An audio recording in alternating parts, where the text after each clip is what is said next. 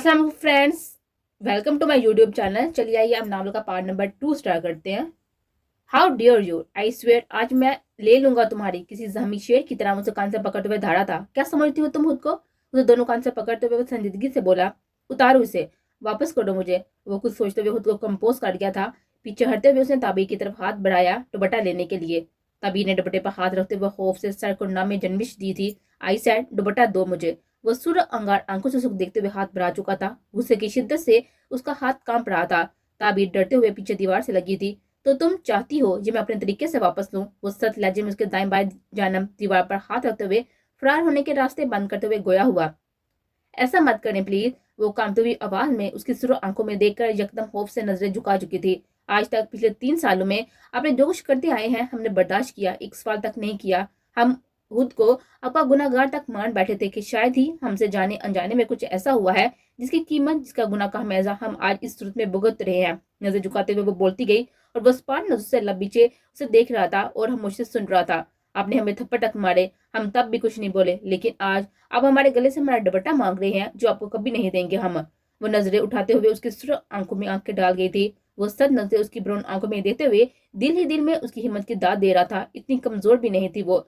पूरी दुनिया मरजान काजमी की आंखों से आंखें मिलाने से खौफ खाती थी। आज हमें जवाब चाहिए। किस बात का बदला ले रहे हैं आप हमसे? क्यों नहीं छोड़ देते हमें? क्या कसूर है हमारा? कसूर?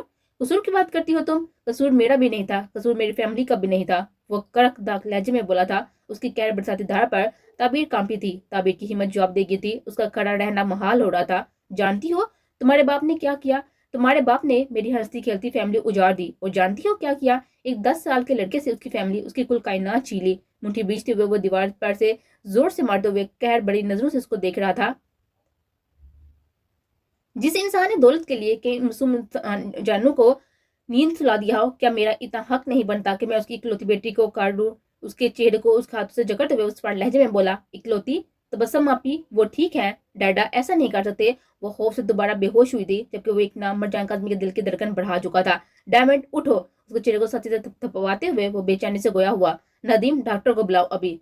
नदीम खुद डॉक्टर को लेने चला गया था। इस्लामाबाद एयरपोर्ट। ब्लैक सनग्लासेस लगाते हुए वो उसके बैग के साथ एयरपोर्ट से बाहर निकली थी। स्लीवलेस ब्लैक शर्ट, नीचे black stylish pant, red high heels, कांधे तक आते गोल्डन बाल और दूधिया रंगा। चेहरे पर ढेर सारा मेकअप थोड़ा अजीब लग रहा था। डार्क रेड लिपस्टिक से लाइट से ज्यादा डिम दिखा रहा था। तो मैं मना किया था ना पाकिस्तान आने से, बेवकूफ लड़की। उसे किसी ने खींच कर व्हाइट मर्सिडीज में बिठाते हुए कहा, मुझे डैड से मिलना था uncle. Why don't you understand?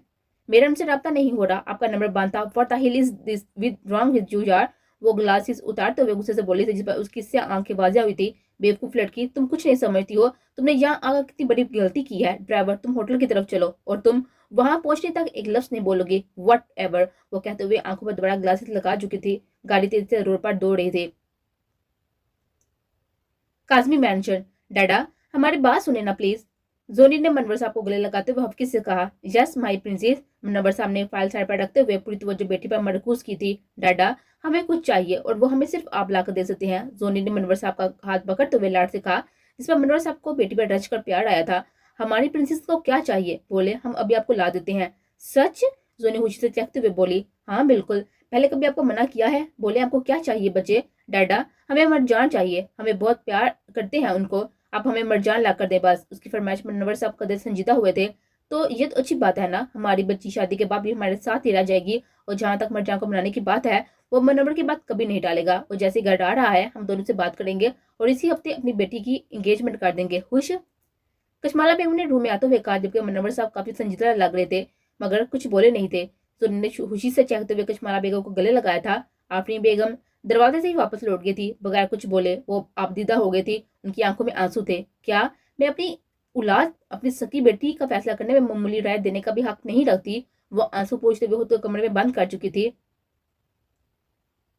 Marjan change करने के बाद सीधा ताबी के रूम में आया था। डॉक्टर उसकी नंबर्स देखकर चेकअप के बाद नदीम से कुछ कह रहा था, जबकि फरजाना ताबी के पास बैठी हुई थी, उसे हमदर्दी की नजर से देख रही थी। ये कुछ दवाएं हैं, उन्हें वक्त पर देते रहिएगा। नदीम डॉक्टर को लेकर बाहर चला गया था, जबकि मरजान छोटे छोटे कदम लेता हुआ ताबी तक आया था। वो अभी तक पैर पर बेहोश पड़ी हुई थी। ये क्या कर रही हैं आप? फरजाना ने घबराकर मरजान से पूछा और खौफ से बेड से उतरी थी। मरजान अजीब किस्म की ताबी की कलाई पर बांध रहा था और पैर में भी बांधी थी। अगर आपसे देखा नहीं जाता तो बाहर वेट करें। वो चेयर खींच कर ताबी के बराबर रखते हुए सख्त लहजे में बोला था। फरजाना घबराते हुए फौरन पर बाहर निकल गई थी। वो एक नजर संजीदगी से इस बेहोश लड़की को देखते हुए पॉकेट से रिमोट कंट्रोल निकाल चुका था। Sorry princess, but wake up now. उसने एक बटन दबाते हुए उसकी जान देखा। बहुत बेहिस इंसान है आप। ताबी की बढ़ाई हुई आवाज और टूटे बिखरे लहजे पर उसके पास चेयर पर बैठा था। तबस्सुम कौन है, कहाँ है, क्या जानती है उसके बारे में, सब बता, वरना आज इन से तुम्हारी जान निकल जाएगी। उनको भी बता दो ताकि मैं इन्हें भी ऐसे ही करो। वो नफरत भरी नजर से देखते हुए बोली थी, जबकि इसे सख्त नजर से देखते हुए रिमोट कंट्रोल का बटन दबाया उस पर पहले से भी ज्यादा कई गुना ज्यादा ताबी को छू कर गुजरा था। ताबी ने आंखें मीचते हुए दर्द सहा था। नहीं बताऊंगी, कुछ नहीं बताऊंगी, मेरी तरह इनको नहीं करने दूंगी। तो फ्रेंड्स, यहाँ पे ना ये कुछ वर्ड्स हैं जो कि हम यूट्यूब की पॉलिसी के खिलाफ है, इसलिए हम इनको बोल नहीं सकते। ये लिखे हुए हैं, आप उनको पढ़ के समझ जाइए कि बात क्या हो रही है। वो गुस्से से रिमोट दीवार पर मारते हुए उसके कान से जकड़ चुका था। उसकी 7 उंगलियां ताबी को अपने बाजू पर धंसती हुए महसूस हुई थी। हमें नहीं पता वो इस वक्त कहाँ है। अगर हमें मालूम भी होता तो हम फिर भी आपको हरगिज ना बताते। ताबी ने उसकी हजर गरी आंखों को देखकर कहा जो शुरू होती जा रही थी, मेरा सब्र का इम्तिहान मत लो। मैं इस मामले में बेहद खराब हूँ। इससे पहले कि मेरी बर्दाश्त की लिमिट खत्म हो जाए, मैं सब बता दो। ताबी ने पहली बार उसकी आंखों को इतने करीब से देखा था। बेहद हसीन थी उसकी आंखें, एक एक नकुश, लेकिन इस वक्त को क्या सोच रही थी उसे साथी से छो चुका था। तभी का सर पैर के ग्राउंड से लगा। वो सिसकी थी। वो जाने के लिए कदम पीछे हटा जब ताबी ने उसका हाथ अपने कांपते हुए हाथों से थामा।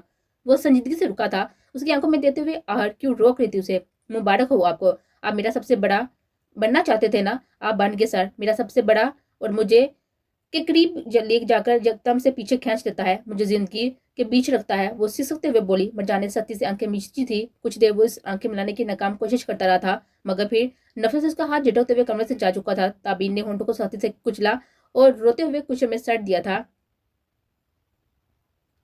फाइनली हैंडसम, तुम मेरे होने वाले हो, सिर्फ मेरे। जोनी ने मोबाइल पर मरजान की फोटो देखते हुए कहा। तुम मेरी जिद थे, मेरी तलब, तुम्हें कब से पा लेना चाहती थी मेरी जान। अब और दूरी नहीं, तुम मेरे हो, सिर्फ मेरे। तुम्हारी आंखें, उफ खुदा, कितनी फुर्सत से बनाया होगा तुम्हें मरजान। जोनी ने मोबाइल को सीने से लगाते हुए खिलखिला कर कहा। दीवानी हूं मैं तुम्हारी मरजान, कई साल वेट किया है इस दिन के लिए। मेरे इंतजार की घड़ियां खत्म हुई। मरजान काजमी मेरे बांजो उसकी फोटो सीने से लगाकर सो गए थे। रात 2:30 फार्म हाउस। ताबीर फरजाना का हाथ पकड़ते हुए उसके सहारे बाहर आए थे। वो संजीदगी से गार्ड्स को कुछ समझा रहा था। फार्म हाउस के गेट के ठीक सामने 5 गाड़ियां खड़ी थी। एक ब्लैक मर्सिडीज जिसके आगे और पीछे 2 कारें थी जो शायद सिक्योरिटी की थी। चले मिस, गार्ड ने ताबी के बराबर रुककर कहा। ताबी ने एक नजर उसकी जन्म देखा जो मर्सिडीज में बैठ रहा था। वो कुछ सोचते हुए पीछे मुड़ा था। एक सर्द सी नजर उसने ताबी पर डाली थी। वो हॉर्न बीचती हुई पजल सी गार्ड के पीछे चलती थी। गार्ड मर्सिडीज का पिछला दरवाजा खोल चुका था। ताबी की धड़कन बढ़ी थी। वो खुद को कंपोज करती हुई मर्सिडीज में बैठी थी। वो नहीं जानती थी कि कहाँ जाना है, क्या होने वाला है। उसे बस हुक्म दिया गया था कि वो फ्रंट सीट पर शान से बरजुमान था। आगे की 2 गाड़ियां उसके इशारे पर चली थी। ताबी के दिल में बेचैनी बढ़ी थी, न जाने क्यों। अब रास्ता सुनसान हो चुका था। यहाँ आबादी बिल्कुल भी नहीं थी। चारों तरफ अंधेरा था। सड़क पर बस गाड़ियों की हेडलाइट्स चल रही थी। रुको, वो कोई आवाज महसूस करते हुए कार को आ चुका था। यकदम कार को ब्रेक लगी थी। ताबी का दिल शिद्दत से धड़का था। Damn it, get out of the car immediately. Driver मर की कार पर कार दरवाजा रोकते हुए बाहर निकलकर उसके साइड का गेट खोल चुका था। P P P. ताबी का दिल हल्क में आया था। वो जल्दी से कार से निकलते हुए ताबी को झटके से कार से निकाल चुका था। P P P. सामने और पीछे की 2 कारें हुई थी। ताबीर ने भागते हुए अपनी आंखें बंद की थी। मरजाने से जोरदार झटके से अपनी जान खींचा था। पीप। उसके ठीक पीछे मर्सिडीज हुई थी और ड्राइवर ने फौरन फोन निकाल कर कहीं कॉल की थी, जबकि उन पर यकदम से चारों तरफ से हुए थे। वो हालात के नजाकत मांगते हुए उसे लेकर किसी चीज के आश्रय में आना चाहता था। चारों तरफ से ब्लैक सूट में मलबूस कार पर उन पर डैश की थी। हम मर जाएंगे, हमें मार देंगे सब। ताबी ने रोते हुए उसकी जन्म देकर कहा। वो एक दर्द की चौड़े तने की पनाह में थे। ये कुछ वर्ड्स हैं जो हम लोग यहाँ पे बोल नहीं सकते क्योंकि ये यूट्यूब की पॉलिसी के खिलाफ है। तो जो लोग पढ़ रहे हैं उनको समझ आ रही होगी और जो सुन रहे हैं उनको भी समझ आ जाएगी कि ये इधर क्या बात हो रही है। जिंदगी से चारों तरफ देखते हुए अपने सीने से लगा गया था। हमें मार देंगे, हम नहीं बचेंगे सर। उसका कोट मजबूत मुट्ठी में मजबूती से पकड़कर फूट फूट कर रोने लगी थी। कुछ नहीं होगा, क्वाइट, रोना बंद करे। नहीं, हम नहीं बचेंगे। वो रोते उसके कोट पर सर छुपा चुकी थी। वो फरार होने के रास्ते की तलाश में था।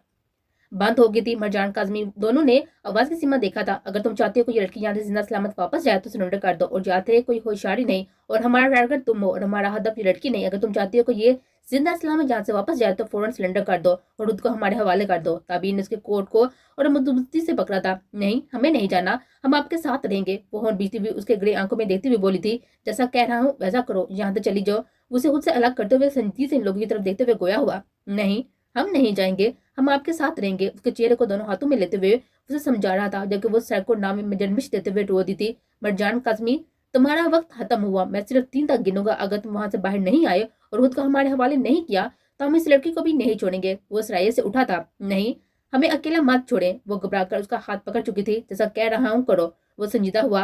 ताबी ने धीरे से उसका हाथ छोड़ा था। वो दोनों हाथ उठाए संजीदगी से दीवार दरहत की आड़ से निकला था। उसके पीछे महाल सीमा में चलती हुई ताबीर डगमगाते कदमों के साथ उससे हर कदम के साथ दूर होती जा रही थी। वो संजीदगी से गार्ड को देख रहा था, जिसके सरेंडर करने पर बेहद हैरान थे। वो चलते हुए गार्ड के बिल्कुल सामने रुका था।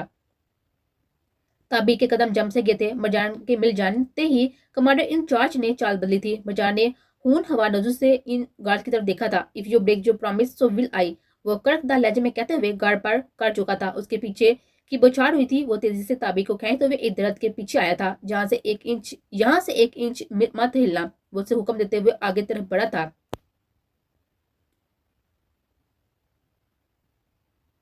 रुको। निशान जो दबे कदमों किचन से निकल रही थी, नजम की आवाज पर रुकी थी। आज फिर तुम अपने ही घर में चोरी पर उतर आई हो। निशान ने जल्दी से केक की प्लेट अपने पीछे छुपाई थी। उसकी तरफ आंखें फैलाते हुए मुड़ी थी। आपकी प्रॉब्लम क्या है भाई? मैं जब भी किचन में आऊंगी क्या चोरी की नीयत से आऊंगी या कुछ खाने ही आऊंगी? निशान ने तीखे लहजे में कहा। तो किचन में और किस नीयत से आते हैं? वो टिश्यू उसके हाथ में थमाते हुए हड्डी दबाकर बोला। निशान ने टिश्यू को घुरा, जिस पर वो पॉकेट से मोबाइल निकालते हुए उसे उसी की शक्ल दिखा चुका था। उसके होंठ केक से बड़े हुए थे। मर गई। वो टिश्यू से मुंह साफ कर चुकी थी। ये पीछे क्या छुपाया है? नजम ने एक आईब्रो उठाते हुए, ये वो अलीज़ा आपी को भूख लगी है, सैर पर हटे, मुझे उनके लिए कुछ खाने को लेकर जाना है। बहाना बनाते हुए वो फौरन हवा हुई थी। नजम हंसते हुए उसे जाता हुआ देख रहा था। बादल जोरदार गर्ज के साथ बारिश की पेश गोई कर रहे थे। ठंडी हवा चल रही थी। कहाँ गए वो दोनों? ढूंढो, वरना आज बास हमें नहीं छोड़ेंगे। गार्ड इन्हें ढूंढने के लिए अलहदा हो गए थे। गार्ड आहट की जाने मुतवज्जो हुए थे। उसके इरादा जानकर ताबी ने डरते हुए दोनों हाथ आंखों पर हाथ रखे थे। Not a chance. वो तन से कहता हुआ एक घुटना टिकाते हुए उनकी जाने मुतवज्जो हुआ था। हाँ, बुरी तरह से फंस चुके हैं। गार्ड ने काल पर घबरा कर बताया था। ताबी ने आधा मुंह खोलकर उसे देखा था, जो सब गार्ड पर भारी पड़ रहा था। क्या तुम वाकई सोचते हो कि 20 लोग उसे तुम इतना यकीन से कैसे कह सकते हो? पहला शख्स हैरान हुआ था। मैं बहुत करीबी ताल्लुकात की बिना पर कह रहा हूँ। मैं जानता हूँ वो कौन है, मगर तुम वाकिफ नहीं हो। उसके पास खोने के लिए कुछ नहीं है। उसकी कोई कमजोरी नहीं है। तो अब क्या किया जाए? पहला शख्स सोच में पड़ चुका था। उसकी कमजोरी गार्ड्स के मुताबिक उसके साथ एक लड़की देखी गई है। फाइनली मरजान काजमी की जिंदगी में कोई आ ही गई। नजर रखो उस पर और ऐसा कोई कदम मत उठाना जिससे तुम तक वो पहुंच जाए। ये जान लो, अगर वो तुम तक पहुंच गया तो सब बर्बाद हो जाएगा। कुछ गार्ड सहमी होकर वहां गिरे थे, जबकि कुछ भाग निकले थे। बारिश शुरू हो गई थी। वो ताबीक की जहन मुड़ा था। रोते हुए उसके सीने से लगी थी। बारिश ने शिद्दत पकड़ी थी। हम बच गए? ताबी ने सर उठाते हुए उसकी आंखों में देखकर कहा था। वो उसकी बेवकूफी और मासूमियत पर हल्का सा मुस्कुराया था। ताबी ने चौंक उसको देखा। वो हंसता भी था। चलो, हमें देर हो रही है, संजीदगी से कहता हुआ वो कार की तरफ मुड़ा था। ताबी को अपने पीछे आहट सुनाई दी थी। वो घबराते हुए पीछे मुड़ी थी। एक जहमी गार्ड जो नीचे गिरा हुआ था, उसका रूह मरजान की तरफ कर चुका था। ताबीन चीखते हुए उसकी सिमत भागी थी। चलने की आवाज वेराने में गूंजी थी। वो दोनों जमीन पर गिरे थे। वो ताबी को थामते हुए गिरा था। ताबी ने खौफ से आंखें मीची थी। गार्ड ने उठते हुए दूसरी मरजान के कांधे पर मारी थी। वो दर्द से कुराते हुए दूसरे हाथ से गार्ड पर कर चुका था। मरजान ने ताबी को सहारे से उठाया। आ तबीर बाजू पकड़ते हुए दर्द से आंखें बंद करते हुए करा गई थी। बारिश और हवा तेज हो रही थी। मौसम खराब हो चुका था। कुछ नहीं हुआ, तुम ठीक हो? मरजान ने उसे सहारा देते हुए उठाया था। ताबी ने अपने बाजू की तरफ देखा था। उसकी कोहनी पर चोट आई थी और निकल रहा था। उसका मतलब दोनों मरजान को लगी थी। ताबी ने रोते हुए उसे देखा, जिसे उठाते हुए अपना सीधा बाजू पकड़े उठा था। कुछ नहीं हुआ, चलो। उसकी कलाई थामते हुए वो गाड़ी की तरफ बढ़ा था। लेकिन आपको लगी है? ताबी ने कामती आवाज में कहा। रोते हुए उसकी आवाज बैठ गई थी। आप ठीक नहीं है। मैं क्या करूं? उसका बाजू देखते हुए वो रोते हुए पूछ रही थी। ताबी ने दुपट्टा गले से निकालते हुए उसके बाजू पर रखा। वो स्पार्ट नजर से उसको देख रहा था। हम क्या करेंगे अब? हमें अस्पताल जाना चाहिए, लेकिन मैं कैसे ले जाऊं? अल्लाह, मैं क्या करूंगी? वो मुसलसल रो रही थी। उसे जख्म दिखाकर उसका जख्म देखकर टूट रही थी। वो डर से गया था। उसका सर अपने कांधे पर रखते हुए वो बुरी तरह से रो रही थी। दरवाजे पर दस्तक सुनकर साले उठी और आंखें मलते हुए दरवाजा खोला। नदीम, उसे देखकर वो चौंकी। क्या सर यहाँ आए हैं मैम? वो नजर झुकाए हुए खड़ा था। नहीं, क्या भैया वो तो नहीं आए? आधी रात को वो यहाँ क्या करने आएंगे? साले ने हैरानगी से पूछा। मेरा मतलब घर से था। नदीम उसकी बेवकूफी पर मातम किया। नहीं, घर भी नहीं आए। साले ने मुंह बसोड़ा। ओके, वो वापस जाने के लिए मुड़ा। सड़ियल। नदीम का रुका था उसका दिया हताब सुनकर। मेरा मतलब था एरियल। वो मुझे याद आया, मैंने कल बहुत सारे कपड़े धोए थे। वो दरवाजा बंद करते हुए जोर से हंसी थी, जिस पर नदीम ने दरवाजे को गुड़ी से नवाजा था। सर अगर घर नहीं है तो कहाँ है? कहीं कोई हादसा? वो सोचते हुए जल्दी से लॉन्च में खड़ी कार पर बैठा था। मुझे खुद जाना चाहिए था सर के साथ। वो खुद को कोसता हुआ कार को पीके रोड पर दुरा चुका था। वो अच्छे से जानता था कि वो इस वक्त भी ड्राइव कर सकता था, मगर वो उसे आजमाने के लिए इस इरादे को तर्क कर चुका था। सर आप अब मुझसे बोले ना, खामोश मत रहे। उसके बीगे चेहरे को थपथपाता हुए बड़ाए हुए लहजे में बोली थी। वो धीरे से आंखें खोल चुका था। हम अस्पताल जाएंगे। मैं लेकर जाऊंगी। उसका बाजू धीरे से थामते हुए उसे उठाते हुए बोली। मगर बल्ला, वो तितली जैसी लड़की कैसे संभाल सकती थी उसे? वो संजीदगी से उसे अपनी हाथ रोता पीता देख रहा था। मुश्किल उसे खड़ा कर चुकी थी। मुझे मुझे रास्ता नहीं पता। वो घबराते हुए आसपास देख रही थी। दूर से आती हुई रोशन शाह देखकर वो और सहमी थी।